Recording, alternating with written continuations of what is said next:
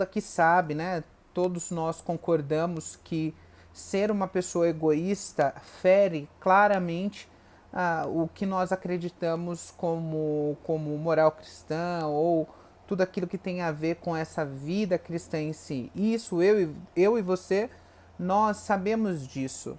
Só que existe uma questão aqui muito pontual, é que nós, por natureza, acredito eu, nós já somos egoístas. E aqui eu quero dar um exemplo para você simples. Quantas mães vão ao parque e estão com os filhos, as crianças têm a mesma idade e as mães estão ali a brincar, tal, com os filhos, e no momento que um deseja brincar com um brinquedo de outro, a gente já vê naquele minuto que a criança já sente aquela sensação de posse, é meu, não pode tocar, não pode mexer, é só meu. E a gente vê claramente que isso é uma demonstração de que há um egoísmo intrínseco dentro do nosso coração. E aqui também, dentro dessa ideia, a gente já pode abrir um pensamento que vai contra a maior parte daquilo que a maior parte das pessoas pensam. E eu acho que também pode gerar na sua cabeça uma incógnita. Mas esse é o meu intuito, trazer mesmo essa incógnita para o seu pensamento, que é a questão da criança.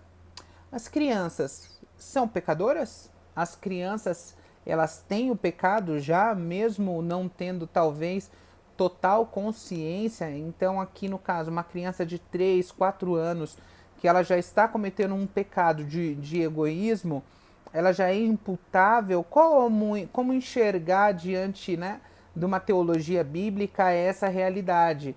Aqui, como você pensaria? Eu acredito, olhando para a base teológica que eu tenho, que sim, que a criança ela é um pecador em potencial como todos os outros, e ela precisa se arrepender dos seus pecados. Então há uma necessidade que preguemos o evangelho às crianças. Mas aqui eu estou dando só uma demonstração para vocês de que o egoísmo também está nas crianças, e é evidente aqui isto quando isso acontece com as crianças. E nós precisamos entender que mesmo depois que a gente entrega a nossa vida para Jesus, fica evidente que há essa luta constante entre a nossa carne e o nosso espírito, entre o espírito, essa guerra, e o egoísmo, ele vai ter várias manifestações. A gente entende que vão existir alguns graus. Existem pessoas que vão lidar com seu egoísmo e vão ser pessoas mais rudes, mais agressivas, mais evidente. Outras são mais sutis, menos dura. Mas isso não quer dizer que em todos os dois tipos de pessoas exista esse egoísmo que tem trabalhado. O que a gente precisa pensar também aqui, que há uma questão aqui sobre essa doutrina, né, acerca do pecado, que ela pertence tanto ao campo teológico quanto ao campo filosófico, que fala, mas aqui ela é mais para o campo filosófico, que a ideia é que todo pecado é construído na base do egoísmo. Então, tudo que eu vou fazer, que eu estou buscando estar em evidência, buscando a minha satisfação, buscando estar sempre nesse lugar, né? Ainda que eu passe a perna nos outros, ainda que eu me sobressaia, ainda que eu não tenha um interesse pelo outro, isso aqui numa ideia filosófica pode ser a raiz de todos os pecados. E esse é um princípio natural e original, né? O egoísmo, no caso, da nossa natureza e de todas as criaturas sensíveis, racionais ou irracionais. Pertence à sua constituição original e é necessário para a sua preservação. Aqui a gente precisa entender uma coisa. O que eu estou lendo há uma diferença entre amor próprio e egoísmo. O amor próprio é justo. As escrituras vão dizer que como eu posso amar o outro sem que eu me ame primeiro? E aqui o texto da Bíblia diz que amai-vos uns aos outros, né, como a si mesmo. Se eu não descobrir o que é esse amor, se eu não me amo, se eu não me respeito, se eu não me valorizo, se eu não tenho graça sobre a minha vida, se eu não tenho misericórdia para mim, eu sou misericordioso com os outros, sou compassivo com os outros, eu espero os outros, mas muitas das vezes, no meu caso, comigo não, comigo é diferente. Então, o amor próprio é justo, é isso que o texto estava dizendo, o amor próprio é justo. Agora, o egoísmo não. E existem algumas formas da gente conseguir entender o egoísmo, para a gente conseguir perceber ele agindo entre nós.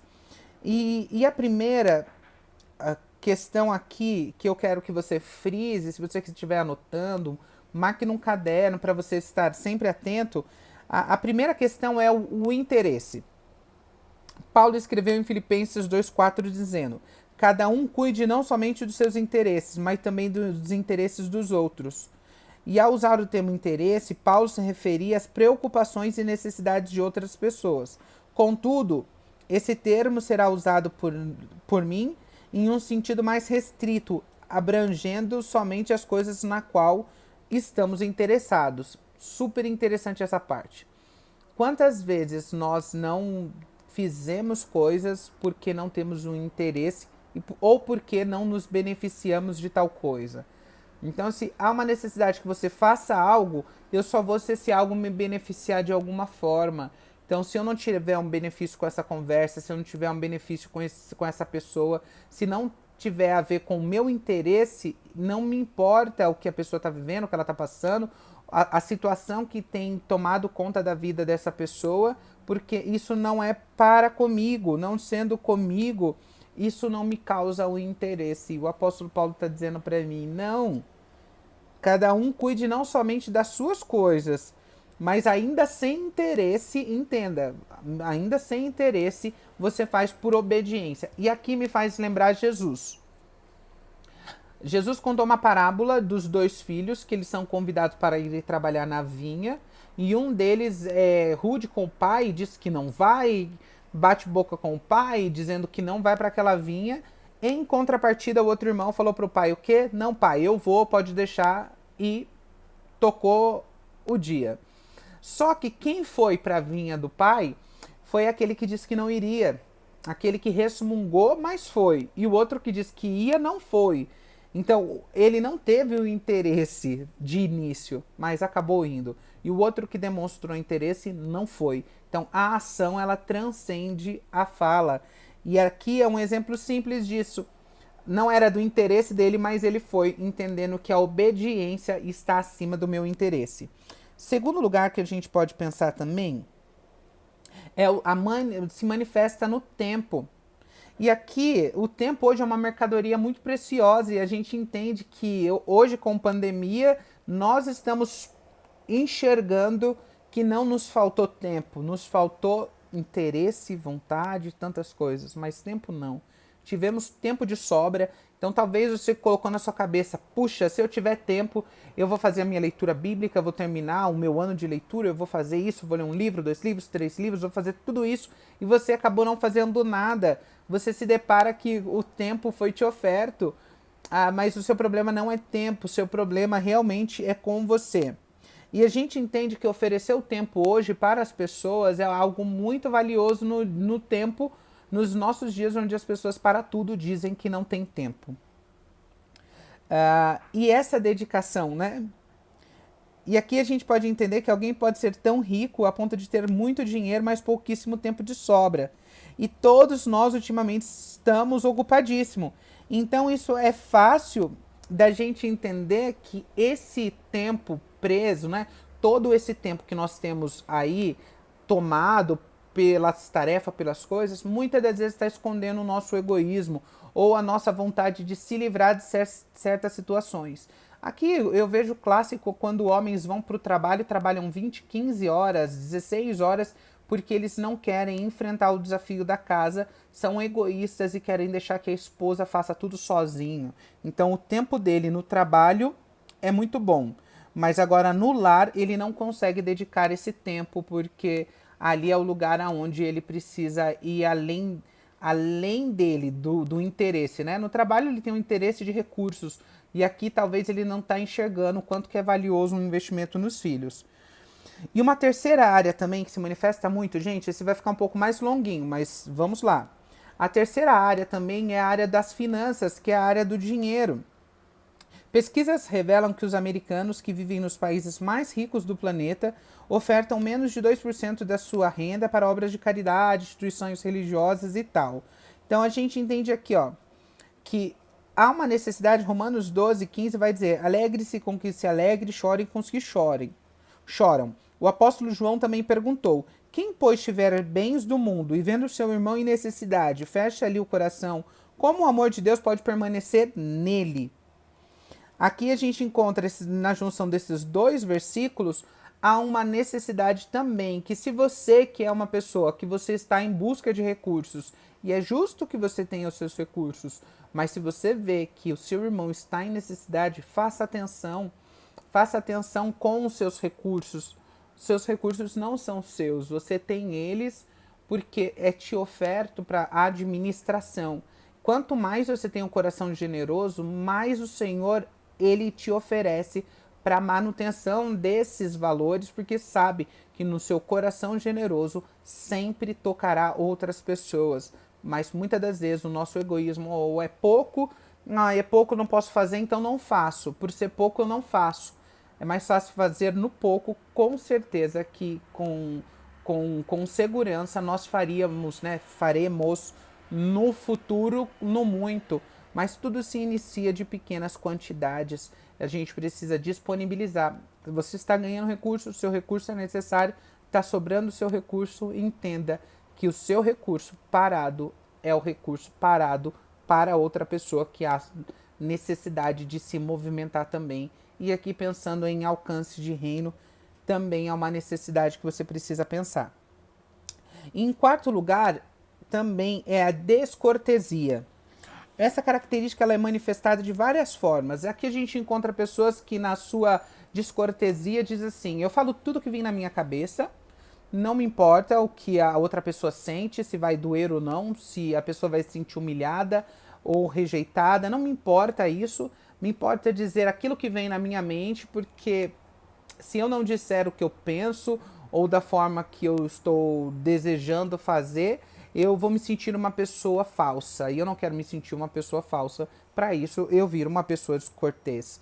Então, eu não me preocupo com o outro de me perturbar, gritar, falar alto, de incomodar os meus vizinhos, de incomodar no transporte público, de incomodar em qualquer lugar onde eu entendo que nesse ambiente precisa haver uma cortesia, mas aqui para que o meu orgulho esteja em evidência, para que o meu egoísmo, no caso, esteja em evidência, eu não me importo para com o outro, não me importo para o que essa pessoa na minha volta está percebendo com a minha atitude. Então a gente precisa pensar também, né? Assim como a gente encontra pessoas descorteses também, né? Pessoas adolescentes, simples, é fácil de ver que larga toda a sua bagunça, a mãe tem obrigação de fazer, eu não vou fazer nada, não vou lavar louça, não vou arrumar o quarto, eu não vou ajeitar, não vou fazer nada. Você não faz isso porque você é um tremendo do egoísta, só quer saber em você, não pensa na sua mãe, não pensa no seu parente, não pensa em quem trabalha, não pensa em quem está fazendo, porque você só quer saber de ficar enfurnado dentro do seu celular, dentro do seu mundinho, dentro da sua realidade e não querendo se colocar no interesse do outro, não querendo investir tempo no outro, não querendo também fazer com que a sua cortesia gere na outra pessoa também um pouco de descanso. Isso daqui é clássico e os pais também são muito responsáveis por isso, né? Por fazerem com que os filhos vivam essa realidade. Mas aqui o exemplo máximo para nós, para eu encerrar, ficou um pouco mais longo, é o exemplo do nosso Senhor Jesus Cristo, que embora fosse rico, se tornou pobre por amor a nós, para que por intermédio da sua riqueza nós nos tornemos ricos, segundo a Coríntios 8:9. Paulo nos incentiva a cultivar essa atitude, Filipenses 2:5, um dos exemplos mais notáveis que o mundo já viu tanto de egoísmo quanto de abnegação, ocorreu na época da peste bubônica, que assolou a Europa em 1348, causando a morte de 40% de sua população. A peste se espalhava tão rapidamente que quando alguém era infectado, geralmente a família toda morria. E assim, por muitas vezes, os familiares se mudavam de imediato e deixavam o doente morrer sozinho. Muitos padres cuidavam dos enfermos e moribundos e também acabavam morrendo. Alguns padres se recusavam a ajudar, e foi dito sobre aquela época que os melhores padres morreram e os piores continuaram vivos. Deus abençoe você.